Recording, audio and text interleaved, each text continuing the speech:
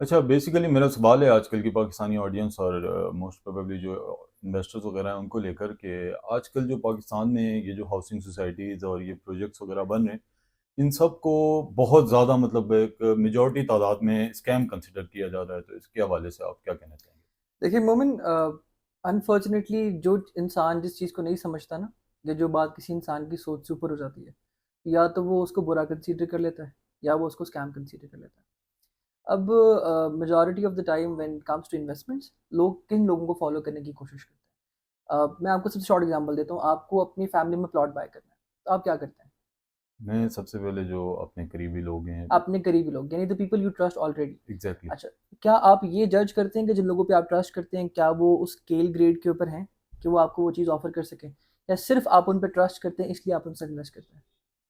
Of course because relations हैं या इस तरह एग्जैक्टली। देखिए, जब आप रिलेशन बाउंड होकर किसी जगह पे इन्वेस्ट करते हैं, या फिर आप किसी बंदे की बात सुन के उसमें इन्वेस्ट करते हैं विदाउट इन्वेस्टिगेटिंग, तो आई बिलीव कि वो स्कैम उस चीज़ में नहीं है, फिर स्कैम आपकी अकल में है।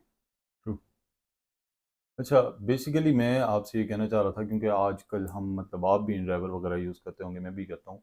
मतलब हम बहुत सारी जगहों पे लोकल जिस तरह जाते हैं या जाते हैं, तो हर बंदा आपको प्रॉपर्टी डीलर मिलता है, हर हम्म। बंदा मतलब आगे से आपको कार्ड निकाल के देता है कि जी मैं भी प्रॉपर्टी का काम कर रहा हूँ, मैं भी। तो इसमें मतलब आप एक अच्छा प्रॉपर्टी कंसल्टेंट किस तरह फाइंड कर सकते देखिए, बड़ा it's a very different question, it's a very difficult question. I would say कि इट्स वेरी अंडरस्टैंडेबल कि हैं? जो बंदा ऑलरेडी रियल एस्टेट मार्केट के अंदर बैठा हुआ है, मैं और आप, हम कोविड की रियल एस्टेट की पैदावार नहीं है।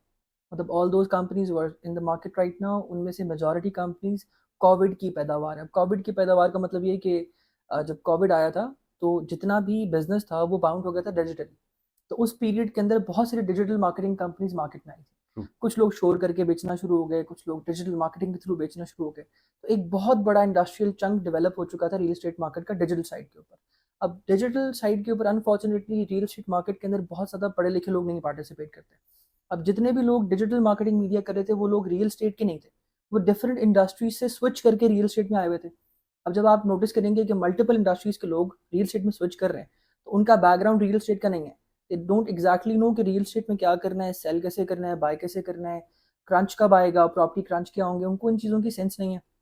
उन्होंने देखा वक्ती गंगा बह रही है, सबने अपने अपने हाथ धोना शुरू कर दिए। एग्जैक्ट। ये वो तमाम लोग हैं जिनके कॉन्सिक्वेंसेज अभी आप देखें ना, रिसेंट डेज में कितने लोग हैं जिनका अरबों रुपए बंद है। हम्म। अब मैंने अपनी नैया पार लगानी है, या मुझे अपने 5 रुपए आपसे बचाने हैं, what hmm. Am I suppose to do is कि मैं आपको कन्विंस करूंगा इस बात के ऊपर कि moment, as you trust me already and I am this industry, आप मुझ पर यकीन रख के you should buy this, and once you start buying it.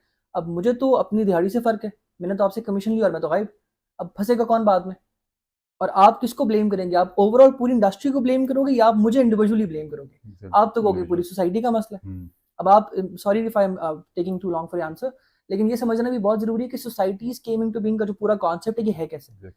मैं जाऊं किसी कोई जगह देख लूं, अच्छी सी जगह जहां पर मुझे लगे कि हाँ, यहाँ पे मैं 4-5 मुर्गे फंसा सकता हूँ।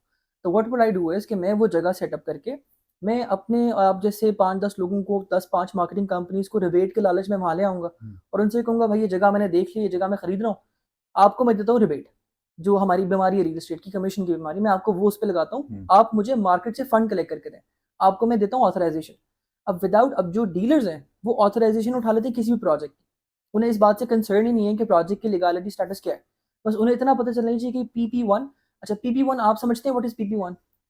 PP1 बेसिकली एक फर्स्ट स्टेज है, मतलब आपने कोई फर्स्ट सबमिशन स्टेज किया ऑफ है वर्ड। अपने डॉक्यूमेंट्स वगैरह एक सोसाइटी के लिए मतलब आप प्रोजेक्ट। भी जर्नली सिर्फ इसी कॉन्सेप्ट को समझ रहे हैं कि PP1 का मतलब ये है कि आपके पास कोई अप्रूवल है। आप मुझे खराब ना करें, आप वो कंटिन्यू करें, आप मेरे ऊपर नहीं, आप ये आप समझ रहे हैं ना ऑडियंस। कि PP1 अप्रूवल है। नहीं, PP1 अप्रूवल PP1 इज नहीं है। Not an approval, it is PP1 is not a an approval. Kind of submission.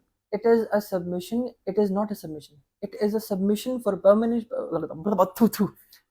पीछे रोके आप मेरे ऊपर